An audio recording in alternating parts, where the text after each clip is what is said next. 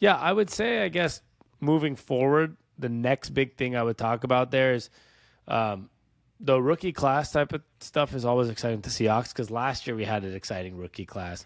This year you have a guy like Jackson Smith and Jigba who, from all accounts, like, I don't take too much, obviously, from training camp, but just from, like, there's been a lot of talk. You know, if he was playing bad, there wouldn't be a lot of talk in reality, right? But there's been a lot of talk, clips, Geno Smith talking him up, DK Metcalf, Bobby Wagner, Pete Carroll, reporters, like Seattle Times guys being like, wow, you should see the plays he's making.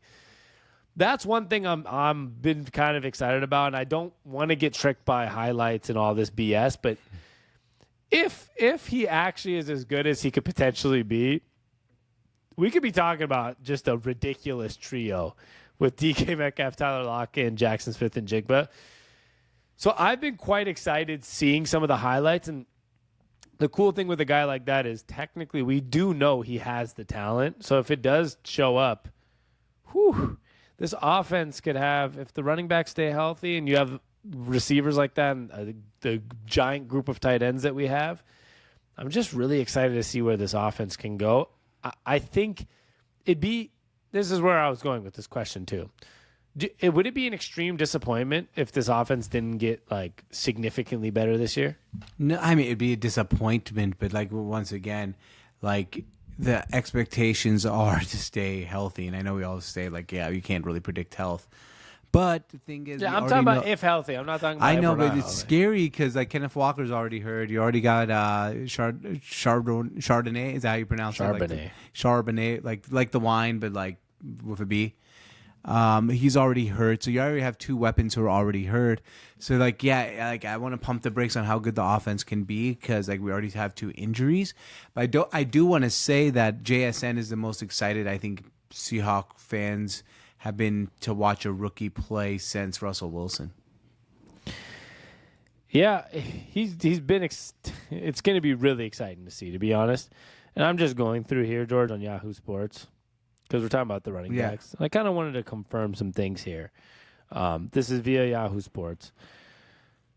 They're both unavailable to practice. Okay, and the prognosis is unclear for Charbonnet out indefinitely, and for Kenneth Walker, I think it said it here somewhere. Well, that's not helpful. Where it said for Kenneth Walker, I think on the thing is he's out indefinitely as well on like the preview thing. So we might have both of them out indefinitely, and that's a scary sight to see. That's a very scary sight to see. So, yep. So you might be right about that. Yeah, so I just hope, health-wise they do get better.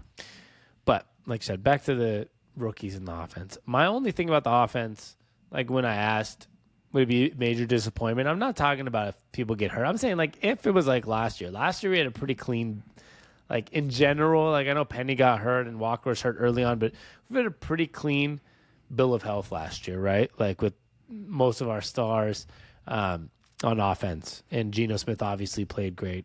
All that jazz.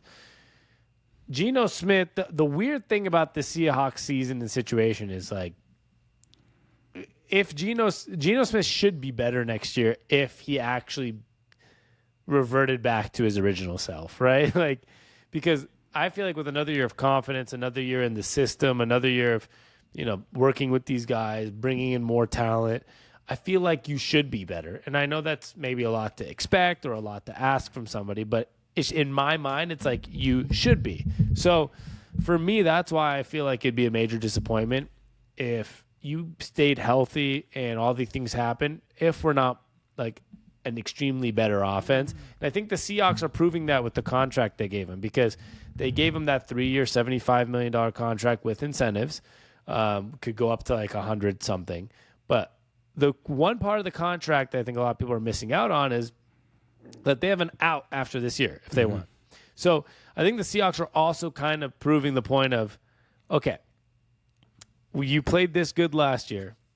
You should be playing good enough next year where we want to continue to give you $25 million a year. And if that's going to happen, he has to be as good as last year, take a step up, or they're not going to want to pay him $25, $26, $27 million. So I feel like the Seahawks are proving that in their contract. I could be wrong, but I just think that they're expecting him to take a step up. Like, you went from a backup to a guy that we're giving the confidence. Now you have the confidence. We want you to. We gave you more weapons.